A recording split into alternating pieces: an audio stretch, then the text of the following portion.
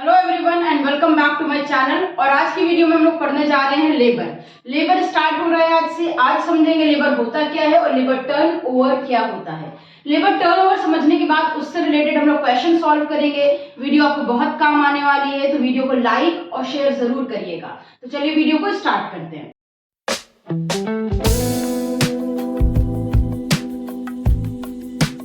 सबसे पहले हम लोग समझते हैं कि लेबर होता क्या है। ठीक है, पहले लेबर की मीनिंग समझेंगे, तभी आगे का कंसेप्ट समझ में आएगा।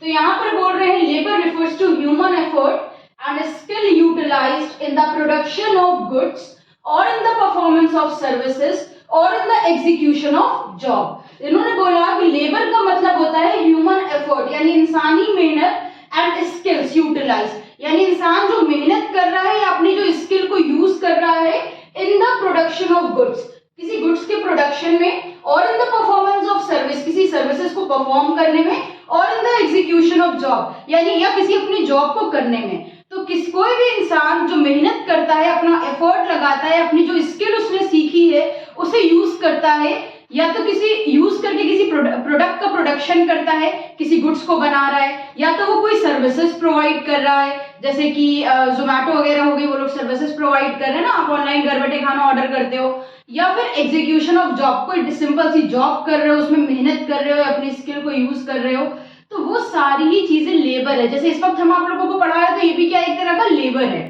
ठीक है, तो लेबर का मतलब होता है इंसान जो भी मेहनत कर रहा है किसी, या तो उस प्रोडक्ट को बनाने में, या सर्विसेज को प्रोवाइड करने में, या जॉब को करने में, जितनी मेहनत कर रहा है, जितनी स्किल्स यूज कर रहा है, वो क्या हो गया, उसका लेबर हो गया।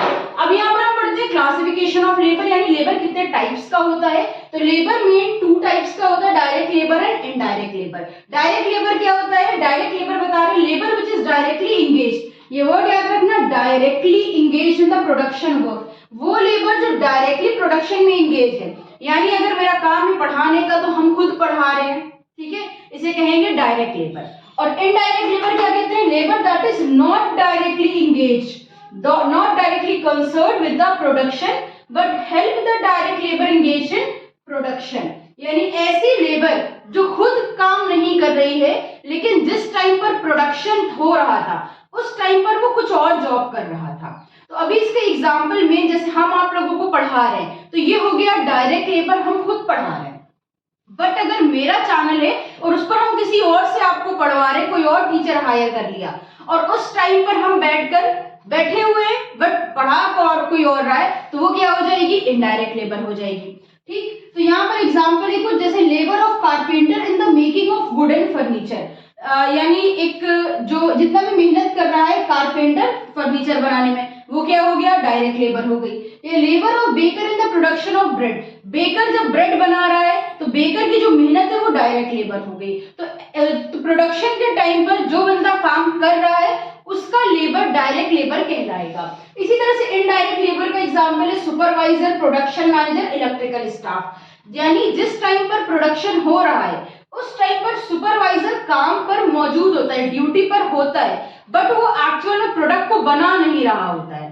तो जो लोग प्रोडक्ट को एक्चुअल में बना रहे हैं वो हो गए डायरेक्ट लेबर, उनकी लेबर, और सुपरवाइजर जो प्रोडक्ट बना नहीं रहा है बट उस वक्त ड्यूटी पर है वहां पर, वो हो जाएगा उसका लेबर इनडायरेक्ट लेबर। एक डिफरेंस और याद रखिएगा, डायरेक्ट लेबर को आप इजिली देख सकते हो, आइडेंटिफाई कर सकते हो, बट जो इनडायरेक्ट लेबर होता है उसे इजिली आइडेंटिफाई नहीं कर पाते हो, क्योंकि सुपरवाइजर ने क्या काम किया है वो दिखता नहीं है, बट एक डायरेक्ट लेबर ने क्या काम किया है, यानी उसने क्या करा, लकड़ी को फर्नीचर में कन्वर्ट कर दिया, तो वो दिख रहा है। हम यहाँ पर पढ़ा रहे हैं, वो दिख रहा है। अगर हम बैठे होते और कोई दूसरा पढ़ा रहा होता तो आपको नहीं समझ में आता जब तक आप पुराने ना हो जाते कि ये एक्चुअल में है किसका।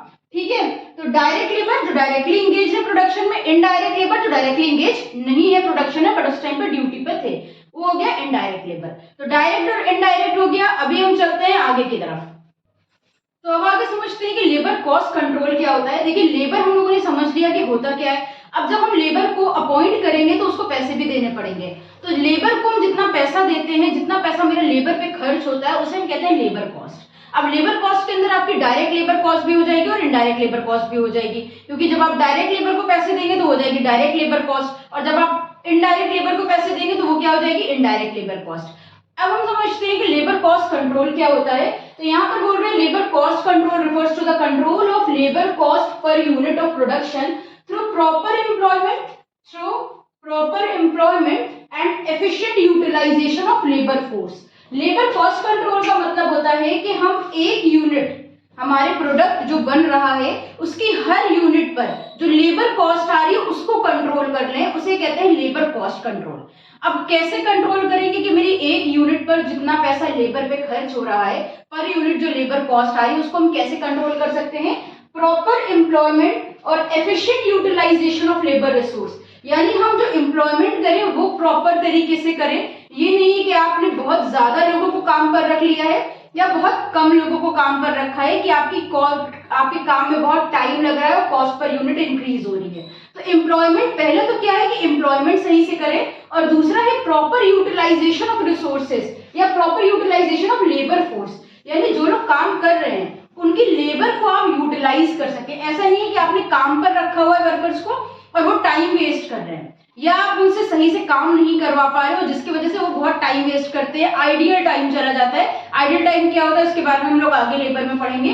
तो अगर आप दो चीजों पे कंट्रोल कर लेते हैं, यानी एक तो एम्प्लॉयमेंट सही से करवाओ और दूसरा जो आपके पास लेबर फोर्स है उसे सही से काम करवा लो, अगर ये दो चीजें आपने कर ली तो आपकी लेबर कॉस्ट कंट्रोल हो जाएगी। तो लेबर कॉस्ट कंट्रोल समझ में आ गया होगा आप लोगों को। ये तो था थोड़ा सा थ्योरी कंसेप्ट जो हम लोगों ने ये चीजें समझी कि लेबर कॉस्ट क्या होती है हमारी। अभी क्या है, आज की वीडियो में बस इतना ही रखेंगे। नेक्स्ट वीडियो में हम लोग समझेंगे कि लेबर टर्नओवर रेट क्या होता है, उसके कौन कौन से मेथड्स होते हैं और उन मेथड से किस तरह से क्वेश्चन को सॉल्व करना है। तो अगर वीडियो आपने नहीं देखी होगी तो जाके जरूर देखिएगा, उसका लिंक आगे आपको मिल जाएगा। लास्ट वीडियो अगर नहीं देखी तो लिंक डिस्क्रिप्शन में मिल जाएगा, देख लीजिएगा। वीडियो अगर जरा से भी काम की लगी हो तो इसे लाइक और शेयर करिएगा। इंस्टाग्राम पर फॉलो नहीं किया तो जरूर करिएगा। फिर मिलते हैं एक नई वीडियो के साथ। हमारे साथ जुड़े रहने के लिए और वीडियोस को देखते रहने के लिए थैंक यू।